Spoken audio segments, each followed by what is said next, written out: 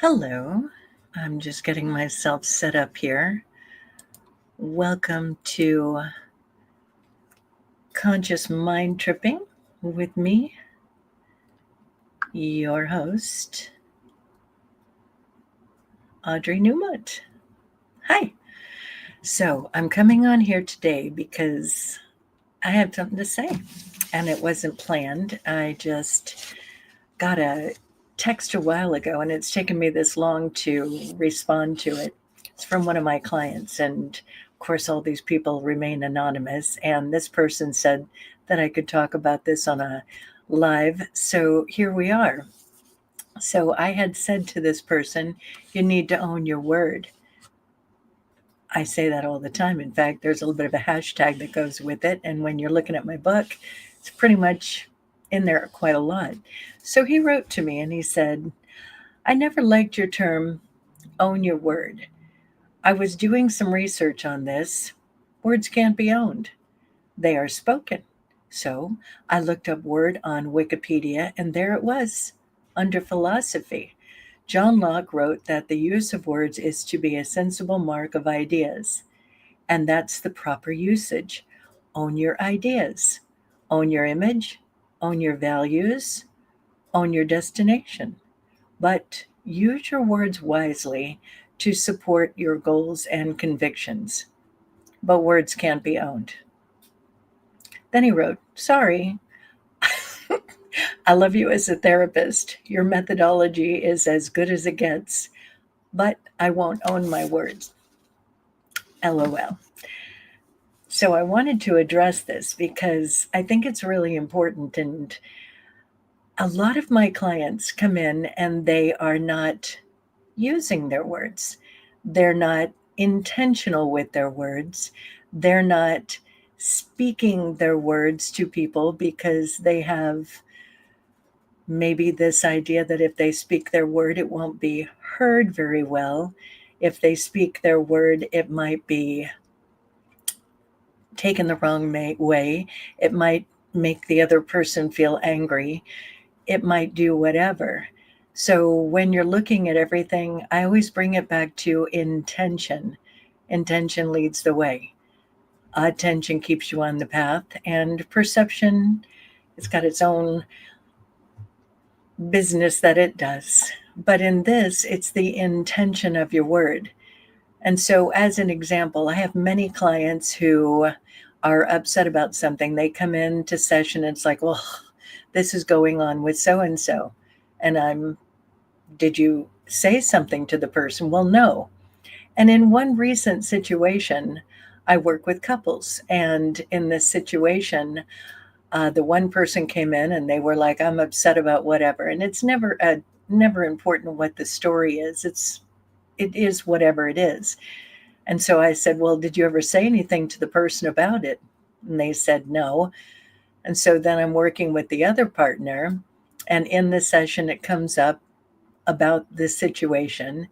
And come to find out that the other person was like, had no idea, and it would not have been a problem. So the person, had they said something, it would have been just easily fixed, but they didn't say anything. This happens all the time, like all the time. So it's important as we're in the moment right now where there are so many words that are thrown around, a lot of words thrown around with hatred, a lot of thrown around with a lot of anger, a lot of words thrown around that are not very intentional, not very constructive, and not productive. I'm seeing a lot of words thrown around that are destructive. So it's very important to be in this moment in time because our words are creative. I have 3 quotes here from 3 of my favorite teachers. And the first one is by Ernest Holmes, my very first teaching where I became a practitioner. He's quoted as saying, my word is the law unto its own manifestation, and will bring to me or cause me to be brought to its fulfillment. And There is power in this word and that I speak because it is of the truth and it is the truth. He emphasized that words are powerful and creative, acting as a law that manifests what is spoken into existence. So, using them consciously and with faith in the divine mind is essential for achieving desired results. So, why I say own your word is because when we own our ability to speak our word, doesn't sound as good of a hashtag. Own your ability to speak your word does not sound as good as own your word. So when we're owning our word, when we speak, it is creating into our existence. We're making shit happen when we speak our word. So when you're speaking constructively, there you go. You're making those things happen. When you're speaking destructively, there you go. Your attention, your focus is on the problem. A lot of people are angry about what's going on right now, and they're going over and over and over again about what's so bad and what they're so angry about. And when we do that, we're in their game. You're in the game of whatever you're angry about. So when I'm saying own your word, you want to be in your game. You want to be creating from your power place. So the other quote is my other guy, Napoleon Hill. If I were to bring somebody back to have lunch with, it would be Napoleon Hill. I love him. Love him. And he wrote, think twice before you speak, because your words and influence will plant the seed of either success or failure in the mind of another. So how many times do we speak and we just blurt it out because we're angry, we're frustrated, we're anxious, whatever those things are? And remember, when we're in those kind of feelings, we're not thinking clearly. So when you wait and think twice before you speak, may be a little frustrating to hold your voice, to hold that word. But then when you have pondered it and you have actually spoken, your word is true. Your word is coming from a place where you are thinking clearly. I had a moment not long ago where something happened and I was pretty angry with somebody. And I intentionally didn't talk to that person because I didn't want it to come off in a way that I did not intend. And I knew I wasn't thinking clearly. And it ended up being a very interesting day because I had a session with my friend Tatiana. And it turns out, I never knew this before, I'm empathetic with animals. So I was pretty angry about something because I had something else going on inside of me. So I was able to use the anger and use the situation and be like, what is going on here? What am I so angry about? Because it wasn't like me. So it gives you the opportunity to step back instead of blurting out your word and being destructive. You're using it. What am I so angry about? Let me go within me first. Let me check that out first and figure out what it is. So it gives us an opportunity when we're holding that word and going into what is this about. It can be extremely beneficial and therefore constructive. You want to get to the third quote? It is Don Miguel Ruiz. He wrote The Four Agreements, and such a good book, such a very easy, simple, so effective book. Be impeccable with your word. That's one of the laws, one of his four agreements. Be impeccable with your word. Speak with integrity. Say only what you mean. Avoid using the word to speak against yourself or to gossip about others. Use the power of your word in the direction of truth and love.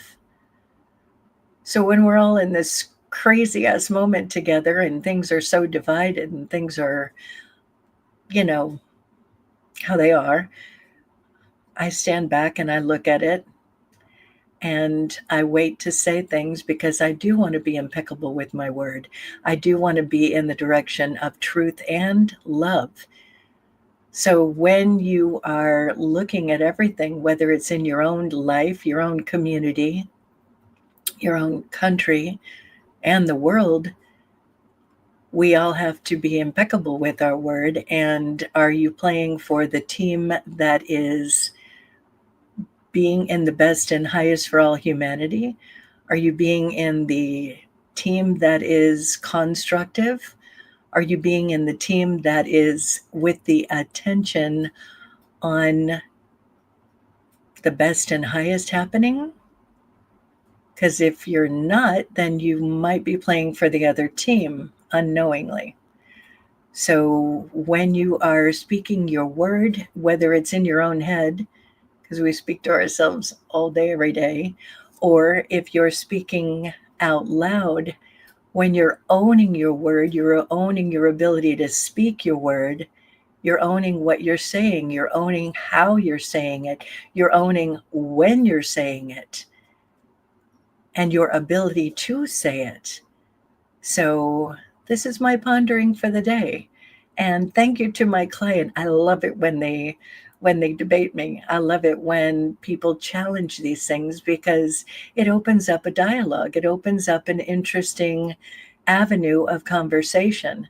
So it's important also when we're owning our word, we're also paying attention and listening when other people are speaking. Everybody has their perspective, and it's good to listen to each other. It's good to listen, even though it might make you feel angry. It might be a good thing to listen to different points of view, new perspectives, because we're all in this ship together, you know? And how can we find those ways to move forward, like I said before, with the best and highest happening for all humanity? So that's it for today. Love you all very much, and I will be back on here again soon because I have other things that I'm going to be chatting about. And speaking of which, I just set it up today. I am going to be back in here tomorrow at 4:30 with my friend, fellow hypnotherapist, Michelle Guzzi, and she is amazing. So we're just going to get on here and we're going to chat. She's an amazing hypnotherapist, and I think we'll probably have a lot to talk about. So if you have any questions for either one of us, you can text me ahead of time. All my information's at audreynewmont.com. And join us here tomorrow. Catch you later. Bye for now.